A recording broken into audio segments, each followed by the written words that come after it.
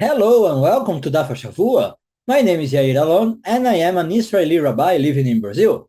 You can find videos on my channel about the Perashiot of the Torah and the Daily Zohar, both in Portuguese, and our new projects Talmud Vibes and Hashavua in English.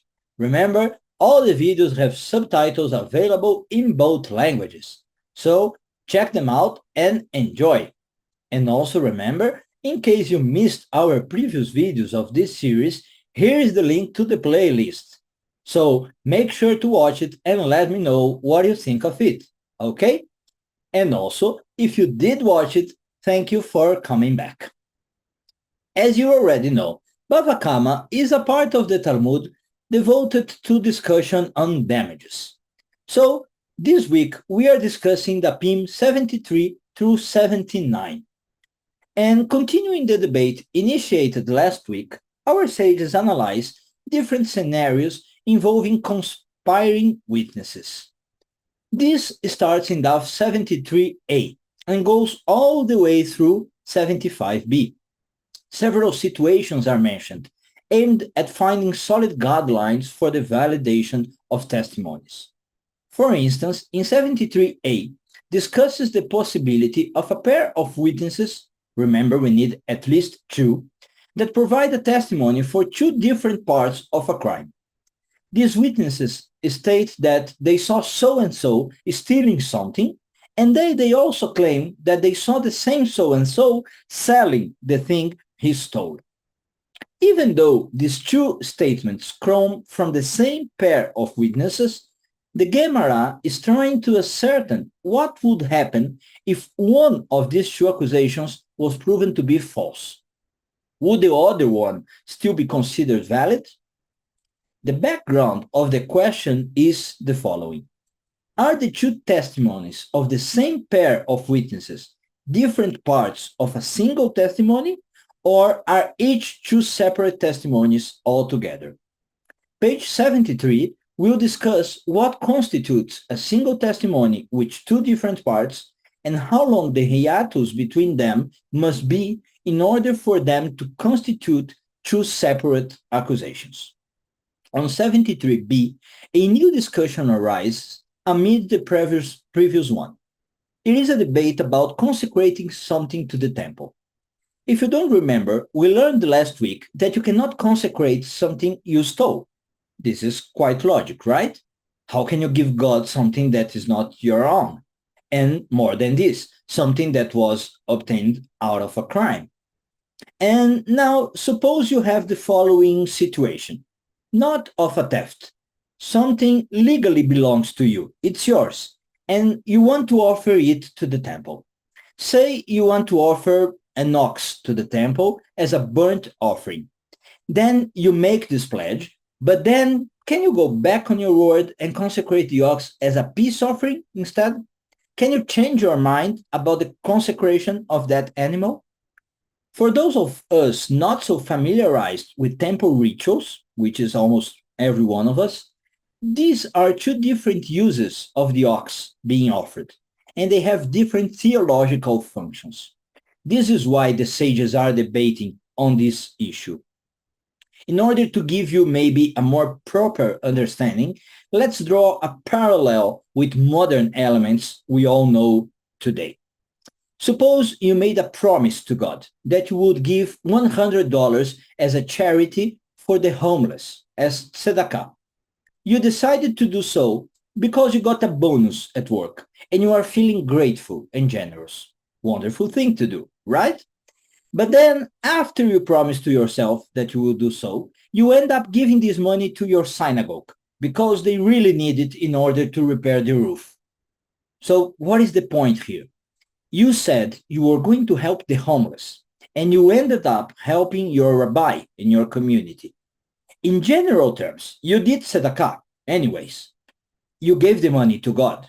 Nice. You really did consecrate it in Talmudic terms, but not in the way you had promised. So basically, the sages are inquiring whether this is acceptable or not, if you fulfilled your promise, etc. Can you change your mind on something you promised God? This is the question, you see? It's a very interesting debate. The answer may surprise you. Our sages conclude that you cannot go back on your word.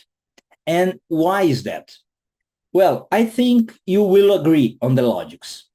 The reason basically is the moment you promised something, that you consecrated it, it no longer belongs to you, but to God. So you cannot decide to use it for something else because the object it's not yours anymore to use. So if you promise to give it to God a certain way, you don't have the right to change your mind afterwards. Do you agree with this opinion? Let me know what you think here in the comments. Okay, after this digression, the Talmud goes back to the matter of witnesses. And the sages start a debate on conflicting and contradicting testimonies that goes from 73b all the way to the end of 74b. Using an event that happened to Rabban Gamliel and his slave, Tavi, as an example, the sages present different sets of witnesses contradicting one another and what the consequences are for the case. And from here, a new update on the discussion that we see on 75a arises. If a thief admits his crime in court before any witnesses go and present their testimony, he must only pay what is known as the principal, meaning the value of the item he stole. There is no additional fine or anything. Next, on Daf 76, the Talmud sets aside the matter regarding witnesses and decides to go back to discussing ritual slaughter. We see a debate on how people may try to use the consecration to the temple to bypass punishment by the law, which takes us back to the ever-present struggle between the justice of God and the laws of man, or morality versus legality. Daf 77 through 79 will continue discussing different aspects of ritual slaughter. What animals are fit for slaughter, what characterizes the firstborn as unblemished, and situations regarding purity and impurity of the sacrificed meat.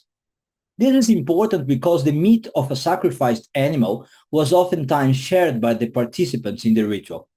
Part of the meat was offered to God, part of the meat was given to the priests, and part of it was given to the original owner of the beast. So if things were not done properly, all these people involved would be impure, and the very offer of impure meat to God is an offense. Daf 78 concludes with an analysis about what would constitute a whole complete offer, and thus a whole animal. Again, this may sound like a silly discussion, but it bears crucial consequences, the main topic of chapter 7, which is theft. The law is quite clear. If I steal an ox, I pay double the amount when I get caught. If additionally to stealing it, I slaughter or sell this ox, I pay 5 times the value of the beast. But on Daf 78, our sages are inquiring on the following matter. If I sell 99% of the ox, but I keep 1% of it, does that constitute stealing or selling of the ox? Suppose I steal an ox and I sell all of it but the horns. What is the law? Do I pay 5-fold penalty or only 2-fold? Do I pay 2-fold for the horns that I keep and 5-fold for all the rest that I sell? Or do I disregard the horns as a minor and irrelevant part of the animal and consider the whole of the animal as being sold? Do you see how relevant the discussion is? This is one of the marvels of the Talmud.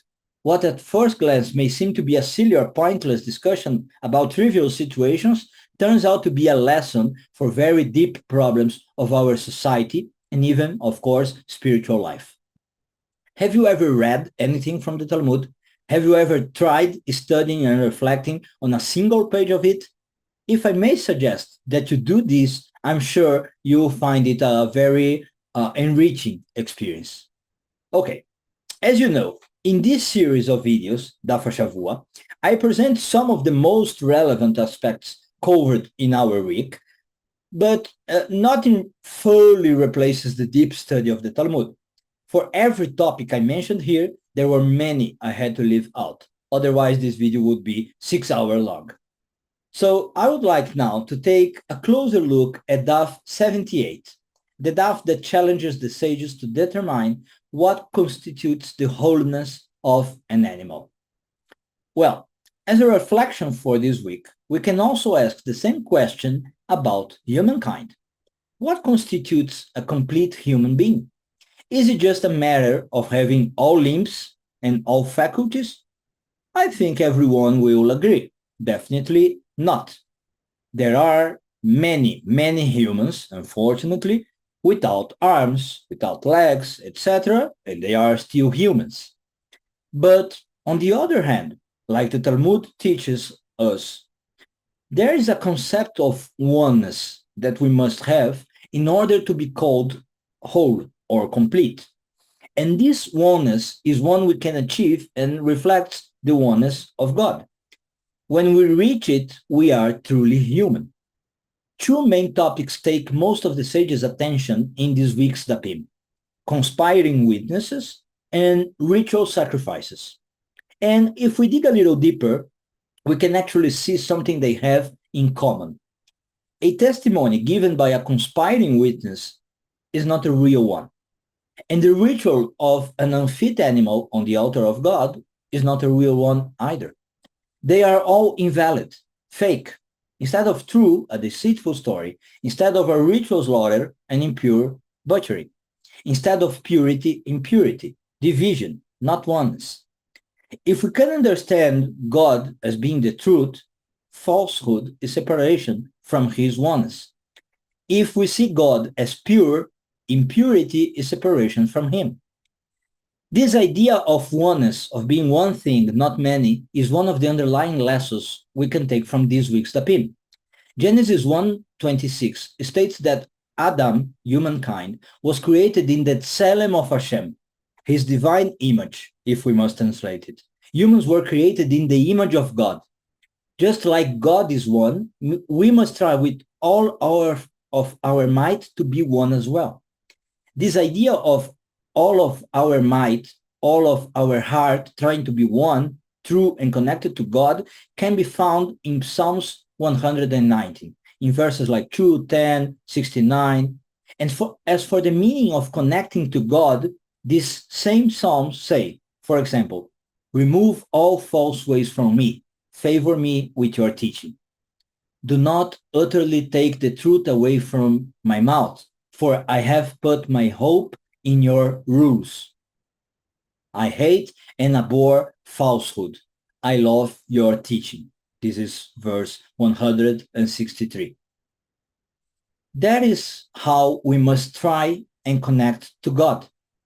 We must be true wholeheartedly. In Talmudic terms, as stated in Daf 78, if you sacrifice 99% of a call, that is not a ritual sacrifice.